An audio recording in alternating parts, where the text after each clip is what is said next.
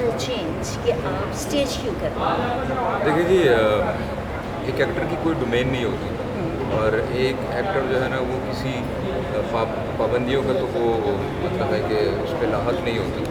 मैं जब ये मेरी पर्सनल फीलिंग है, मैं जब हीरो बना, एक्टर आया, मैंने काम किया, मैंने कहा यार मैं एक्टर ही हूँगा, इसमें क्या और मज़ीद मैं मनूवर कर सकता हूँ।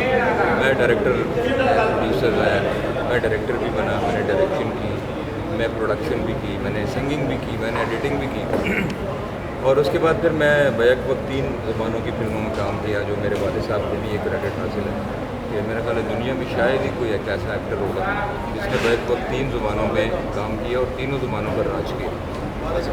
सबसे बड़ी बात राज जी, राज किया। काम सब करते हैं लेकिन राज कोई कोई करता है। तो मैं उन्हीं की तकलीद करता हूँ और मेरी कोशिश होती है कि जो भी मीडियम हो मैं उसमें काम करूँ। अल्हम्दुलिल्लाह मैंने फ़िल्म की, मैंने टेलीविज़न किया, मैंने थिएटर भी अब कर लिया, मैंने रेडियो नहीं किया, मैंने वैसे कमर्शियल्स किए हैं, वैसे शोज़ को होस्ट भी किया, टेलीविज़न होस्टिंग भी की है मैंने। तो थिएटर मुझे लगता था कि यार करना चाहिए क्योंकि ये बड़ा विजिलेंट काम है। फ़िल्म तो आप और काम बहुत मुश्किल काम है।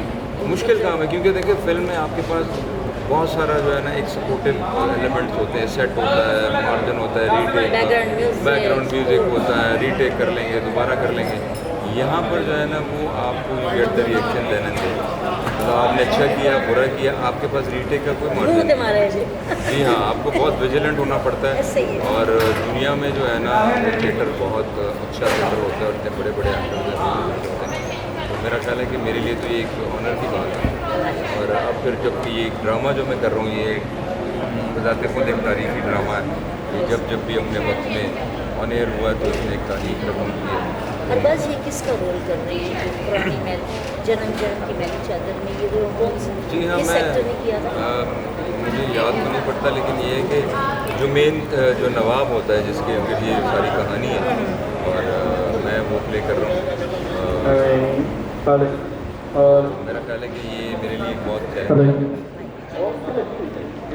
जी अच्छा, तो आप क्या समझते हैं कि ये और पूरी टीम को देखकर और ख़ास तौर पर नसीम मिक्की की डायरेक्शन तो नो डाउट बहुत ही स्ट्रॉन्ग और पावरफुल होती है, वो कहीं भी कॉपरेट नहीं करते।